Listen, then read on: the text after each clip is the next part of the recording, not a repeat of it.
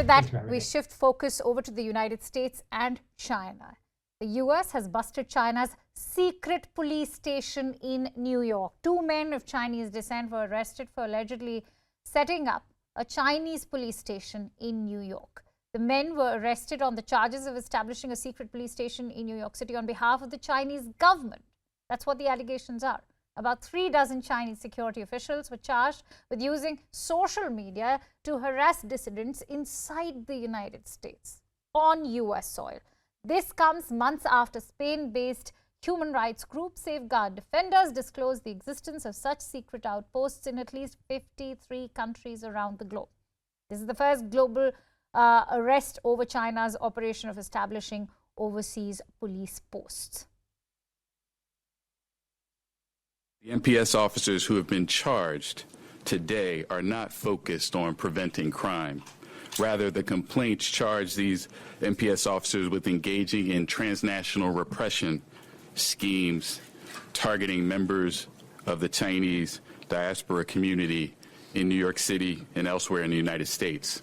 The MPS has repeatedly and flagrantly violated our nation's sovereignty, including by opening and operating a police station in the middle of New York City. We cannot and will not tolerate the Chinese government's persecution of pro-democracy activists who have sought refuge in this country. The secret police station appears to have had a more sinister use. On at least one occasion, an official with the Chinese National Police directed one of the defendants, a U.S. citizen who worked at the secret police station, to help locate a pro-democracy activist of Chinese descent living in California.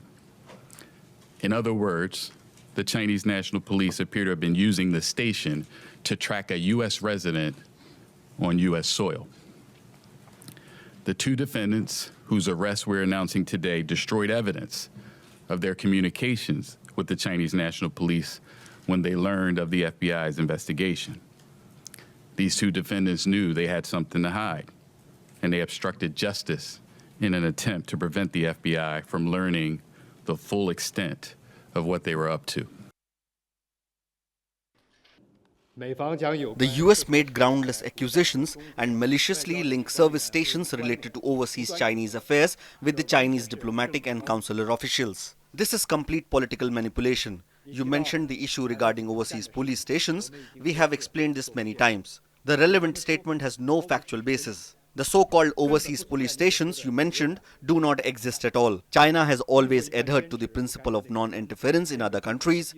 Internal affairs strictly abides by the international law and respect the judicial sovereignty of all countries. We hope that relevant parties will not hype up and exploit this issue.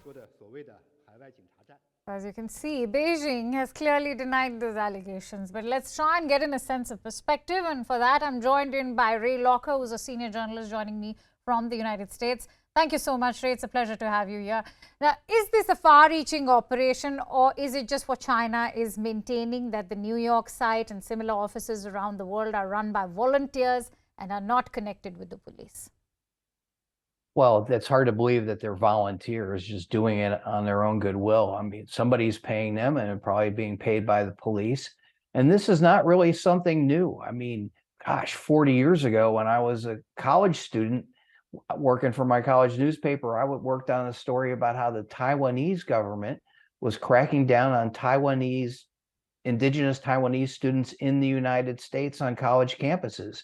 So this is something that has a long precedent, and I'm not surprised at all that the Chinese government is doing that.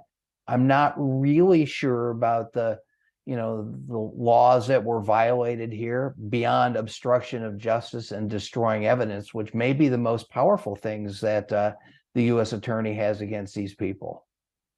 Ray, this is a brazen intrusion, no doubt. But what will the world community do about it, considering a Spanish civil rights group has already flagged off that there are more such stations all over Europe and in Canada?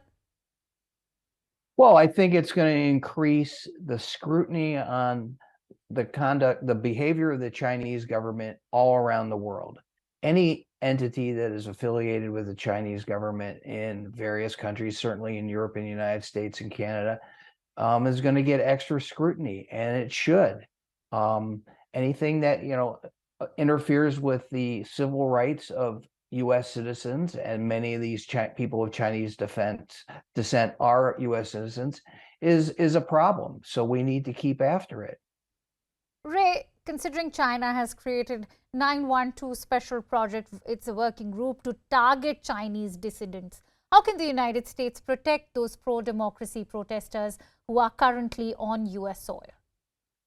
Well, I think the protesters go to the FBI and other U.S. government institutions and say, I think these things are happening to me. Bring evidence. Like my social media has been interfered with. I've been getting hit with a lot of negative comments on Twitter or other social media platforms, and bring the evidence to U.S. officials who now seem to be very keen on doing something about it. Ray, what stands out in this entire episode is that a U.S. national who is of a Chinese descent was being targeted on U.S. soil. What does that speak of Chinese audacity? Well, the Chinese government is far-reaching and they play hardball. They're not known for their adherence to civil liberties. You look at life in China, and it's not the kind of life that people in the United States enjoy. And they mean what they say. So they're going to go after anybody they think is a critic. And we are now aware of that as the United States and the government is. And I think the people in the Chinese diaspora community who are critical of China are aware of it too. And so I think now this brings it into the open. There's more vigilance, and maybe it makes it stop, or maybe the Chinese find new ways to do this. Does that also indicate that they're going? I think it's probably more the latter. Right. Does that also indicate there are more Chinese police stations, more posts that U.S. is now expecting all over the United States? I'm sure the evidence that they gathered in New York is leading them to possibly other sites. I can't imagine, that there's not something like this in California and San Francisco or Los Angeles, where you have large Chinese diaspora communities. Any place where there is a large Chinese American community, I would imagine that that's someplace that the Chinese government would be interested in. Absolutely. And Ria, I want you, for a layman viewer, break it down for us when they say that, okay, these officers were only being used for operations such as renewal of driving licenses. What kind of far-reaching effect could this have? Well, first of all, that's absurd. I mean, this was a storefront operation in Manhattan that no one really knew what it was. So it's not like you were going to go there and get your driver's license renewed for China. These guys were doing stuff. It was obvious they were doing something. They destroyed evidence. They knew they were caught doing something wrong. So that explanation is ridiculous. And I expect nothing better, from the Chinese government, because that's what they do. I mean, they say things that just don't make sense. I mean, when you look at the case of the reconnaissance balloons that were floating over the United States, they were weather balloons. Well, if they were weather balloons, they would have said so at the beginning. If these were just routine offices, everybody would know that, but they didn't know that. So those explanations just don't hold any water. The Justice Department officials have said that these are arrests which are actually of a first in the entire world. What does that speak of the kind of covert operations that Beijing is currently running? I think we have no real idea the extent of the covert operations that they're doing. I mean, first of all, most Americans don't really know anything about the Chinese American community. They don't speak Chinese. They don't deal with those people very often. So, it's a complete mystery to them. Just like, any ethnic community in a foreign country is hard to crack, and this community is even harder to crack. So we don't really know what they're doing. All right. Relations between Washington and Beijing have grown increasingly fraught over security in Pacific, alleged spying activities, something that also includes what we've just discussed, and of course Taiwan. Is this an indication that the Biden administration is being viewed as soft by Beijing?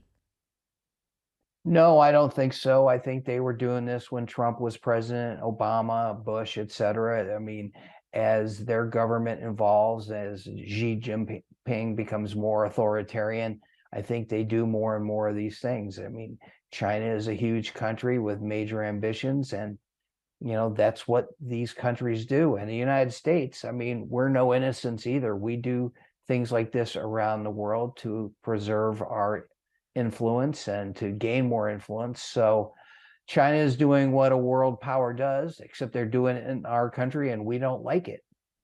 All right. I think we'll have to leave it at that. Many thanks to you, Ray Locker, for joining in on this discussion. It's been a pleasure to speak to you. But that's not all. Let's also listen in to some reactions coming in from China's foreign ministry. Remember, China continues to assert that they have no role to play and that they've not been intruding in any country, whether it's the United States or other countries around the world. Let's listen in. China has always adhered to the principle of non-interference in internal affairs, strictly abides by international law, and respects the judicial sovereignty of all countries. The so-called Chinese overseas police stations you mentioned do not exist at all. It is a long overdue law enforcement action to push back against China's transnational repression that have been taking place in the homeland here in the United States and as well as in Europe.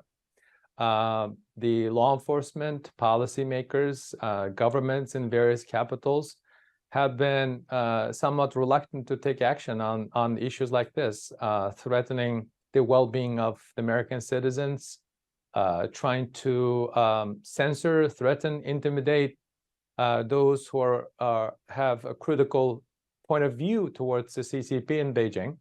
So it is a positive step to the right direction. These kind of behaviors should not be tolerated. It's about our sovereignty. It's about our way of life. It's about our freedom.